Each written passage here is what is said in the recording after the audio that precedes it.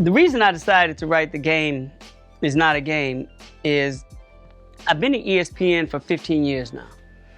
And I've been writing about sports coming up on maybe 30 years, 28 years, somewhere around that time. And as I've done a sneaker book, you know, as I've ventured into doing other type of book projects, I have never written a sports book before.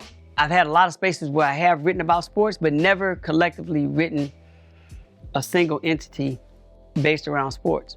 And because I've been at ESPN 15 years and it's taken me out of the writing strictly about basketball, you know, when I was in that space before I came over to ESPN, it was with Slam Magazine, with, you know, doing the NBA, with Nike and doing the Book Soul Provider, which is a basketball book. I had never looked at the larger scope of sports before in a book concept. And when my positions changed at ESPN from going from columnist / senior writer to ESPN.com to senior writer at SportsCenter and senior writer for the ESPN Features Unit, I started writing shorter stories because I started writing for video. I started writing video feature stories now as opposed to long form columnist stories. So it's been 5 years now since I've been basically gone from ESPN.com, and I haven't had a chance to write long form sports stories. I wanted to, you know, with that time and with that space, take a dive into topical stories that we have been talking about in America over the last 3 or 4 years and do deeper dives into long form stories, but apply research to them to turn what I would usually do as columns into chapters. So I utilized that opportunity and, you know, decided to go on and do it, you know. And at the same time, you know, to be quite honest with you, I looked at the fact that because there's been such a change and shift in my positioning at ESPN, and with all the stuff that has gone on, not just politically, but from a sports standpoint, me not having been in a position to write these columns or write opinionated or longer form stories on it, I couldn't just sit on the sidelines anymore and not say anything. So I had to take for lack of a better phrase, some matters into my own hand and at least speak to what I felt needed to be spoken to. That happened to come in the form of a book, you know, and that's really what forced me to sit down and really say, all right, let's do this. And also, to be honest with you, part of my agreement with ESPN, and it has been since day one, is to write a book. And for 11 years, we've gone back and forth of what kind of book we wanted written, and we never could agree on one certain thing. But when my position changed, the book part of my agreement with ESPN was removed. So now I had the freedom to actually go in and write the type of book that I've been wanting to do.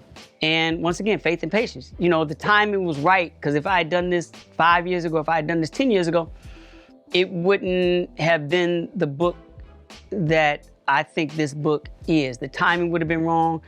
My writing probably wouldn't have been as strong. The research wouldn't have probably been as diligent as it was. There's a lot of things that wouldn't have made a book, if I had done it 5 or 10 years ago, equal to what I feel this book is right now. So the timing played itself out perfectly. So The Game Is Not a Game is a book looking at the politics, protests, and power of American sports. I basically take 13 chapters of various topical subject matters in American sports and look at it through the lens of power, politics, and protest. So I look at the NFL.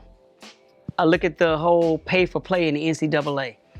I look at the new positioning analytics is played in the role of sports. I look at LeBron James, you know, and who he's become and how we look at him and how we look at him right or wrong. You know, I look at LeVar Ball and what he's become and how he's become who he's wanted to become, but the role the media has played in him shaping him who he's become. I look at Colin Kaepernick. I look at his entire situation. You know, as an activist, as a football player, as a human being, I go on a deep dive from a research standpoint of why he's not in the NFL and the NFL's role in that. I look at the position of Jemele Hill and what she's become. She's become much more than a sports writer. So I do an interview with her. I look at the role ownership is played in sports and how we always look to our athletes and always question the responsibility athletes have in social activism as opposed to looking at the role owners have in, social activism, because at the end of the day, athletes can't be traded.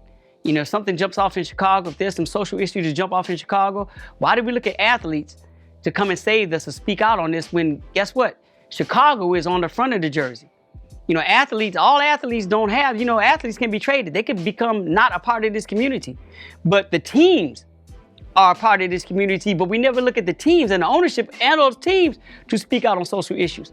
So I look at that. I look at the role and how society has, always positioned women as almost second-class citizens when it comes to sports. We always had these conversations about who's the GOAT. Michael Jordan or Babe Ruth or Muhammad Ali. We never mentioned Serena Williams. She's never in a general just GOAT conversation of all time. And I look at our role in society as that. So I took all these things and go through a different lens of the role power plays, protest plays, and politics plays in sports, in American sports. And try to do and shape each one to give the reader not a conclusion, but a more comprehensive way of looking at sports in a way that we haven't been told to on a regular basis through the lens of the powers that be in sports, through the ESPN lens, through the Fox lens, through the Sports Illustrated lens, through the social media and blog lens. Let's try to put this thing, in perspective. I spent 13 chapters trying to use various subjects in sports to give you a different lens to look at it, to come to a more comprehensive conclusion, or at least just, as a reader say, you know what, I never thought about it that way. Classic example, there's a chapter in the book called Fake News. And it's about how the media sells us stories that if we just pull back and thought about it, we'd look at it totally different. And I use the Jay-Z and NFL situation as one of those examples. It's like everybody was mad at Jay-Z for making a deal with the NFL, and I'm like, if you really look at Jay-Z's career, that's no different than what he's always done. But the media and we in social media are telling each other Jay-Z's a sellout, Jay-Z did this, and no, he's not. Because guess what? Sean Carter made that deal with the NFL. Jay-Z didn't. And if you know Jay-Z, there's a big difference between Sean Carter and Jay-Z. That's very simple. But because we're not being told that and nobody's put it on us to look at it that way, we look at it through this lens. What I try to do in this book is take that and say, hey, look, there's a difference between Sean Carter and Jay-Z. Once you realize that, you realize Jay-Z is not selling us out. Jay-Z is done what Jay-Z has always done. Sean Carter's always done what Sean Carter's done. That's it.